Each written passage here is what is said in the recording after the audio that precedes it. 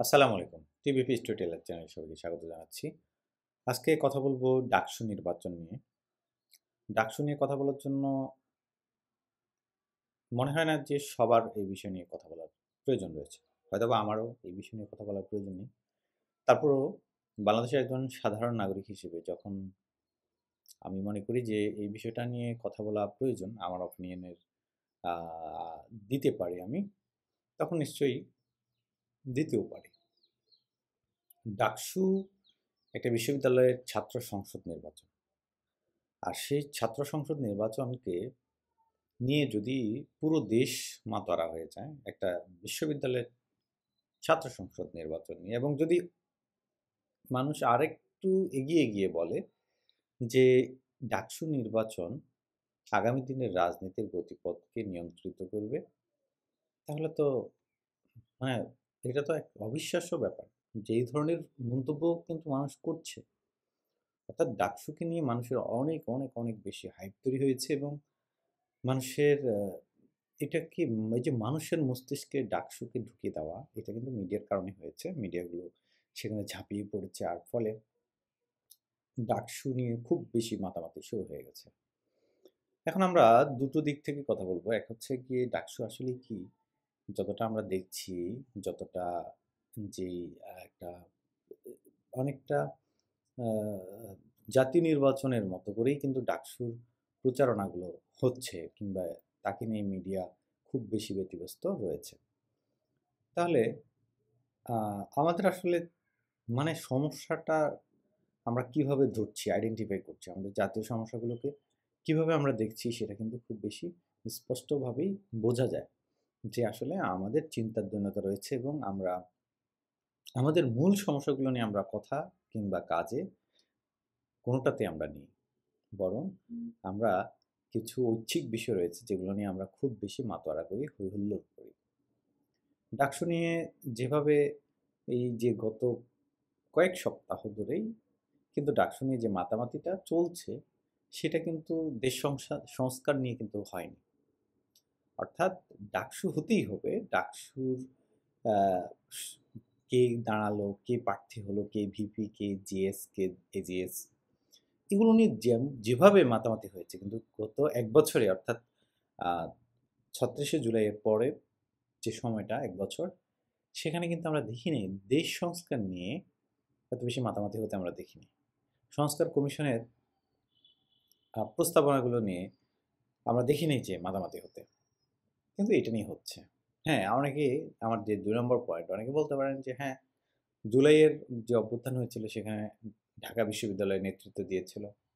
সে কারণে হ্যাঁ, এ কারণেই নেতৃত্ব দিতে হয়েছে। গত ১৫ বছর ধরে স্বৈরাচারের জুলুম নির্যাতন সহ্য করার পর অতি সহনশীল হয়েছিল গত ১৫ বছর। তারপরে এসে কোনো না কোনো বিশ্লেষক মনে করেন যে কোনো এক দৈব কারণে তখন ঢাকা বিশ্ববিদ্যালয়ের কিছু শিক্ষার্থীর নেতৃত্বে একটা গণঅভ্যুত্থানের সূচনা হয়।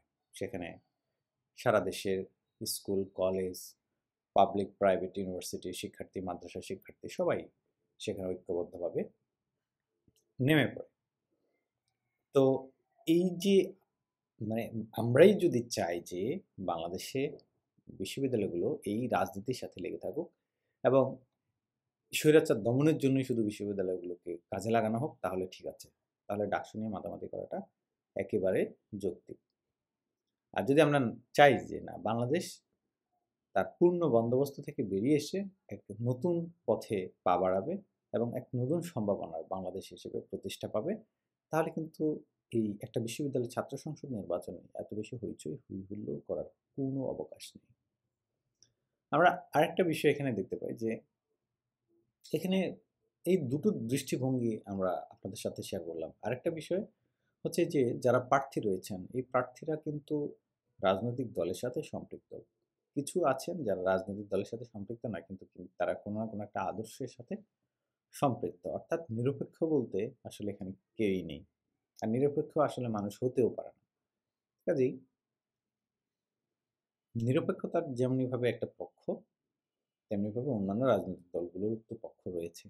আর তাদেরও ছাত্র প্রতিনিধি কিংবা ছাত্র সংগঠন থেকে প্রার্থী রয়েছেন, এবং তাদেরকে নিয়ে অনেক আলোচনা চলছে। যখন বাংলাদেশের আইনশৃঙ্খলা পরিস্থিতি এবং বাংলাদেশের সংস্কারের কতটুকু অগ্রগতি হলো সেগুলো নিয়ে সোশ্যাল মিডিয়া কিংবা মেইনস্ট্রিম মিডিয়াতে আলোচনা হওয়ার প্রয়োজন ছিল, তখন কিন্তু সেটা হচ্ছে না। আমরা এত দুর্ভাগ্য, কি বলবো? মানে এটাকে দুর্ভাগ্য বললেও কম হবে। আমাদের ভাগ্য এতই খারাপ যে বাংলাদেশের মানুষ স্বৈরাচার পরবর্তী সময়ে শুধুমাত্র একটা ডাকসুর জন্য তারা এত লালায়িত, এত আকাঙ্ক্ষিত এবং এটাকেই তারা মনে করছে আগামী দিনের রাজনীতির গতিপথ। তো সেটা নিশ্চয়ই আমরা দেখতে পাবো।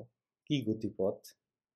ওই যে আগের মতোই হয়তোবা সেই কেউ যদি স্বৈরাচার হয়ে ওঠে, কেউ যদি স্বৈরাচারী কোনো সিদ্ধান্ত নেয় কোনো সরকার, তাহলে তার বিরুদ্ধে রাজপথে নামবে রাত ১২টার পরে। এছাড়া আর উল্লেখযোগ্য কোনো ভূমিকা রাখার মতো এই ধরনের ছাত্র সংসদ দিয়ে সম্ভব নয় এবং আপনারা এটা লিখে রাখতে পারেন যে এটা কোশ্মিন কালেও সম্ভব হবে না যে এরা বাংলাদেশের শিক্ষার যে মূলধারা রয়েছে কিংবা উচ্চশিক্ষার যে পরিবেশ সেটা তারা বাস্তবায়ন করতে পারবে না। এদের দ্বারা হবে না। আপনারা চাইলে সেটা নোট করে রাখতে পারেন এবং আগামী কয়েক বছর পর আপনারা চাইলে সেটা মিলিয়েও দেখতে পারেন। ডাকসু নির্বাচনের ফলাফল কি হবে, কে জিতবে না জিতবে, আমি কিন্তু এই বিশ্লেষণগুলোতে যাইনি এবং সেগুলো নিয়ে কথাও বলিনি। কারণ আমার কাছে মনে হয়নি যে শুতে কে জিতবে, জিতলে কি হবে, কোন রাজনৈতিক সংগঠন সেখানে জয়ী হলে কি সুবিধা অসুবিধা হবে, এগুলো আমার কাছে মোটেও গুরুত্বপূর্ণ মনে হচ্ছে না। আমার কাছে মনে হচ্ছে যে আমরা এখনো অথর্বের জাতি, সে অথর্বের নেতৃত্বের মধ্যে রয়েছি এবং আমাদের জন্য খুব ভালো কিছু অপেক্ষা করছে না। অর্থাৎ বাংলাদেশ যে সময় যা কিছু করার সে সময় তা কিছু করে না, বরং সময় যখন চলে যায় তখনই তাদের ঘুম ভাঙে এবং তারা তখন হৈ হুল্লোড় শুরু করে। যেমনটা ৩৬শে জুলাইটা হয়েছে, যেমনটা ৭১-এ হয়েছে। এছাড়াও অন্যান্য সময়েও আমরা দেখেছি। আমি অত্যন্ত হতবাক যে বাংলাদেশের যারা রাজনৈতিক প্রবক্তা কিংবা বিজ্ঞজন রয়েছেন, তারাও কিন্তু মিডিয়া পেলে তাদের মনে হয় খেই হারিয়ে ফেলেন এবং দেখা যায় যে তারা তখন এমন সব কথা বলেন যেগুলো বাংলাদেশের আসলে মূলধারার যে সংস্কার আমরা আশা করি সেগুলোর সাথে কোনো ন্যূনতম সম্পর্ক রাখে না। এবং বাংলাদেশে অনেক সংগঠন রয়েছে, গবেষণা সংগঠন রয়েছে, বাংলাদেশের পলিসি মেকিংয়ের অনেক জায়গা রয়েছে, অনেক প্ল্যাটফর্ম রয়েছে, পলিসি মেকিং বা পলিসি এক্সচেঞ্জ ইনস্টিটিউশন রয়েছে। সবাই কাজ করছে দেশের, কিন্তু পরিবর্তনের জায়গায় শূন্য। কারণ হচ্ছে ওই যে আমরা আমরা আমি আমার টিভিপি স্টুডিওর প্রত্যেকটা পর্বেই বলে থাকি যে আমরা আসলে যে গোড়ার সমস্যা, যে শেকড়, সমস্যার যে শেকড় সেটা কিন্তু আমরা খুঁজে পাচ্ছি না এবং সেটাকে উপড়ে ফেলার জন্য কোনো আমাদের কাছে পরিকল্পনা নেই। তার ফলে আমাদেরকে বারবারই এই সমস্যার কথাই বলে যেতে হয় এবং আমাদের এই সমস্যাগুলোর আগামাথা আমরা কিছুই খুঁজে পাই না এবং এক জায়গা দিয়ে তো যদি শুরু করে সমস্যার সমাধানের চেষ্টা করা হয়, আরেক জায়গায় দেখা যায় যে আরেকটা সমস্যা মাথা ছাড়া দিয়ে ওঠে। এ হলো আমাদের দুর্ভাগ্য। যাই হোক, একটা আমি একটা অভিজ্ঞতা শেয়ার করতে পারি আপনাদের সাথে যে ২০১৩ সালের একেবারে শুরুতে জানুয়ারির দিকে, সম্ভবত জানুয়ারি ফেব্রুয়ারি হবে, তখন থেকে আমরা যেমনটা করছিলাম ২০১২ সালের জানুয়ারির দিকে, ১৩ সালে এসে সেটা আমরা পূর্ণাঙ্গভাবে কাজ করি।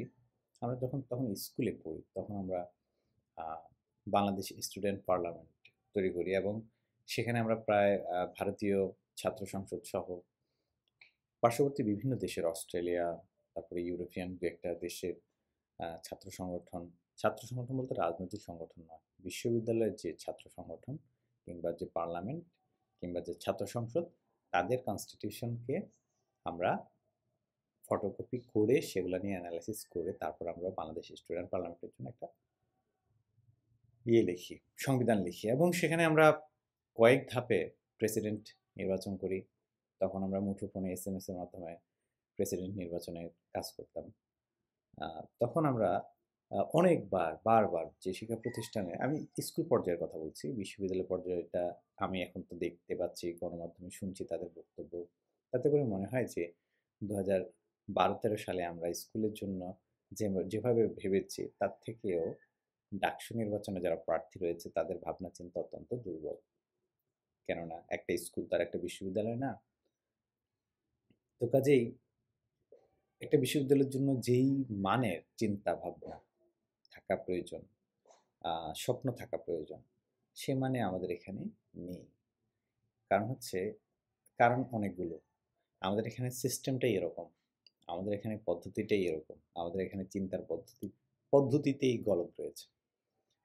তো যাই হোক, আ আমি একজন সংগঠক এবং বাংলাদেশ স্টুডেন্ট পার্লামেন্টের প্রতিষ্ঠাতা প্রেসিডেন্ট হিসেবে আমি অনেক কিছু মানে বলছি বলতে চেয়েছিলাম। ভাবছিলাম যে এ নিয়ে অনেক কথা বলব, অনেক চিন্তাভাবনা শেয়ার করব। আমার কাছে মনে হয় নাই যে এটা খুব বেশি গুরুত্বপূর্ণ কিছু দেশের জন্য। দেশের রাজনীতির জন্য, দেশের সংস্কারের জন্য। আজকে এ পর্যন্তই। আল্লাহ হাফেজ।